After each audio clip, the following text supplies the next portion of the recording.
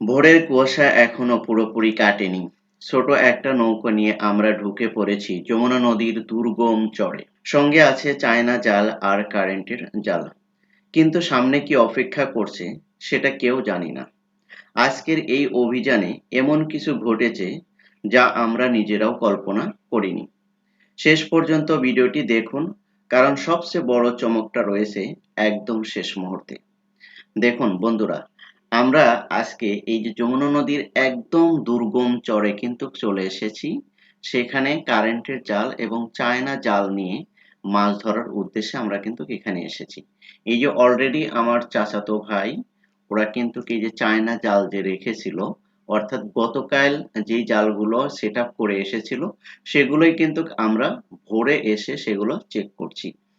এখন এই জালে আমরা কি পরিমাণ মাছ পেলাম এবং কতগুলো মাছ ধরতে পারলাম, আর কি কি মাছ আমরা পেলাম না, বা আমাদের প্রত্যাশা কি ছিল, সবকিছু নিয়েই আমরা এ টু জেড আজকে আলোচনা করব আজকের এই ভিডিওটিতে। তাই ভিডিওটি সম্পূর্ণ দেখুন।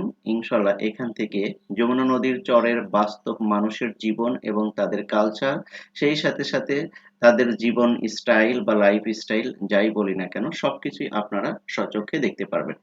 দেখেন, এই যে গতকাল যে জালটা সেট আপ করে রেখেছিল, সেই জালটা কিন্তু আজকে চেক করছে সকালবেলা। এটা এর আগে এটা কিন্তু বিকেল বেলা, কিন্তু গতকাল বিকেল বেলা সেট আপ করে আসছিল।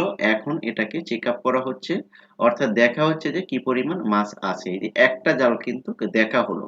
আর এই জালটার লেন্থ যদি আমি আপনাদেরকে বলি, এটা কিন্তু 80 থেকে 90 হাত পর্যন্ত হয়ে থাকে, তারও কোনো কোনো সময় বেশি হয়ে থাকে। তো দেখেন, এই জালটা কিন্তু ওরা পেতে এই যে সেট আপ করে এই যে এই মাছটা কিন্তু আজকে পেয়েছে। অর্থাৎ এক গাছ জাল থেকে তারা আজকে এই মাছটুকু পেয়েছে। এরকম আরো অনেক জাল আছে, সেগুলো আপনাদেরকে দেখাবো, সেগুলো উঠাবে। তারপরে আমরা নিয়ে যাব আপনাদেরকে এই যে কারেন্টের জালে। দেখেন, কারেন্টের জাল কিন্তু ওরা কিন্তু পেতেছিল কালকে বিকেল বেলা। এখন এই যে সকালবেলা সেগুলো চেক আপ দিচ্ছে আর কি, দেখছে যে আসলে মাছ আছে কি নাই। দেখেন, একদম একবারে দুর্গম চর এলাকা, কিন্তু এখানে কিন্তু আপনি বলতে পারেন যে মানুষজন খুবই রেয়ার এখানে চলাফেরা করে।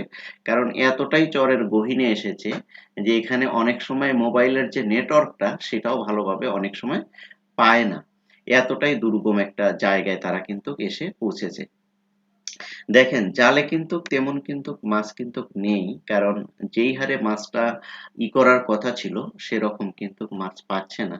এর কারণ হিসাবে যেটা আমরা বলেছি বা ওরা আমাদেরকে বলেছে, সেটা হলো যে এখানে পানি এখন ওঠানামা করছে, যার কারণে মাছের তেমন একটা পাওয়া যাচ্ছে না। এই যে দেখেন, জালটা কিন্তু একদম পুরোটাই একবারে ফাঁকা, এখানে কিন্তু তেমন কোনো মাছ নেই। তারপরেও যেগুলায় মাছ উঠেছে সেগুলো আপনাদের সাথে শেয়ার করব। যেগুলো এর আগেও কিন্তু অনেকগুলো জাল উঠানো হয়েছে, এই এক গাছ জাল না, আরো জাল আছে। এই যে দেখেন, এই যে আমার চাচাতো ভাই যেই জালগুলো উঠানো হয়েছে, সেই জালগুলো কিন্তু চেক আপ করছে। চেক আপ করে দেখছে যে আসলে কি কি মাছ আছে, সেগুলো কিন্তু ও বেছে বেছে ছাড়াচ্ছে। দেখেন, এই যে প্রত্যেকটা জাল কিন্তু দেখবে, এবং ওই যে আমার চাচাতো ভাই পিছনে দেখছেন না, আর এক গাছ জাল কিন্তু ও করতেছে, অর্থাৎ চায়না জাল চেক দিচ্ছে, যে ওদের কি মাছ কি আছে না আছে সেটা দেখছে। অর্থাৎ আমি আপনাদেরকে বলেছি যে ওদের জাল কিন্তু অনেক, অর্থাৎ কারেন্টের জাল এবং চায়না জাল সব মিলে 30-40 গাছের মতন হবে। এ সবগুলোই ওরা এই নদীতে কিন্তু কি করে, যমুনার এই দুর্গম চরে এসে কিন্তু জাল পেতে যায়। বিকেল বেলা আসে, অর্থাৎ একদম সন্ধ্যার আগে, মানে জালগুলো পাততে যতটুকু সময় লাগবে তারপর সন্ধ্যা হয়ে যাবে। এই সময়কে ক্যালকুলেশন করে ওরা প্রতিদিন বিকেল বেলা এই যমুনা নদীর এই দুর্গম চরে মাছ ধরতে আসে। জালগুলো পেতে যায়, তারপরে সকালবেলা ওই জালগুলো থেকে কি মাছ হয় সেগুলো মাছ ধরার জন্য আবার ভোর, একদম একবারে ভোরে ৪টা ৪:৩০টার দিকে কিন্তু আবার রওনা দেয়। কারণ আসতে দেখা যায় যে প্রায় আধা ঘন্টা ৪০-৪৫ মিনিট লাগে। সেজন্য ওরা ওইভাবেই রওনা দেয়। এখানে এসে আবার সেই জালগুলো দেখা, তারপরে আবার জালগুলো থেকে মাছগুলো ছাড়ানো, সবকিছু করে আবার সেগুলো আবার আমাদের এলাকায়, অর্থাৎ এই যমুনা নদীর দুর্গম চর থেকে যে মাছগুলো পাওয়া যায়, সেগুলো কিন্তু আবার আমাদের নদীর ওপারে কিন্তু চড়া দামে বিক্রি হয়। আর ওখানে বাজারগুলো সাধারণত ১০টা থেকে শুরু শুরু হয় 1টা পর্যন্ত। তাই সবকিছুই ক্যালকুলেশন করে যে সকালবেলা কত সকালে যেতে হবে, এটা ডিপেন্ড করে হলো জাল কতগুলো পেতেছে আর এগুলো থেকে মাছ ছাড়িয়ে বাজার ধরতে তাদের কতটুকু সময় লাগতে পারে, সবগুলো ক্যালকুলেশন করে সেইভাবে সকালে তারা রওনা দিয়ে থাকে। দেখেন এই যে মাছ জালগুলো থেকে পেয়েছে সেগুলো আপনাদেরকে দেখাচ্ছি। এগুলো মূলত ওরা পেয়েছে বিভিন্ন জাল থেকে, কারেন্টের জাল থেকে, তারপর চায়না জাল থেকে এই মাছগুলো কিন্তু সাধারণত ওরা পেয়েছে।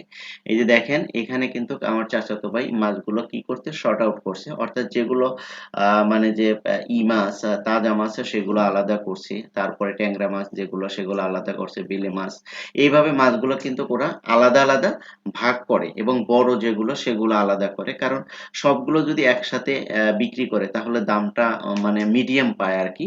আর যখনই মাছগুলো সেপারেট করে, অর্থাৎ মাছগুলো ভাগ ভাগ করে যখন করে সাজায়, তখন কিন্তু এগুলোর দামটা কিন্তু ভেরি করে ওই মাছের উপর। আর সেটাই ওরা করছে, এই যে বড় যেগুলো সেগুলো আলাদা করবে, তারপর ছোটগুলো, তাজাগুলো, মরাগুলো এগুলো সবই কি করবে, আলাদা করবে। আলাদা করে তারপরে একেকটা ইয়েতে নিয়ে সেগুলো কিন্তু ওরা বিক্রি করবে। আর এ বিষয়ে আমি আপনাদেরকে বিক্রির বিষয়ে যেটা আমি বলেছি যে আমাদের এখানে কিন্তু প্রতিদিন কিন্তু বাজার বসে। সেটা সকাল 10টা থেকে 1টা 2টা পর্যন্ত চলে। আর এখানেই যত মানে যে সবজি বলেন, মাছ বলেন এবং কৃষি এগ্রিকালচারের যতগুলো পণ্য আছে সবগুলোই এই বাজারে বেচাকেনা হয়ে থাকে। সাধারণত শাকসবজি, মাছ থেকে শুরু করে সবগুলোই। আপনি নিত্য প্রতিদিনের যা প্রয়োজন সবগুলোই আপনি এই বাজারে পাবেন। আর এই বাজারের মূল সাপ্লায়ার হচ্ছিল চরের লোকজন, ঠিক আছে? এই চর থেকে সবজি যাবে, মাছ যাবে এবং সব ধরনের কিন্তু কাঁচামালগুলো এই চর থেকেই যায়। আর চর থেকে গেলেই কিন্তু ওপারের বাজারটা জমে। যতক্ষণ পর্যন্ত চরের মাছ বা সবজি না যাবে ওপার, ততক্ষণ পর্যন্ত কিন্তু ওপারের বাজার কিন্তু একদম একবারে হাই থাকে।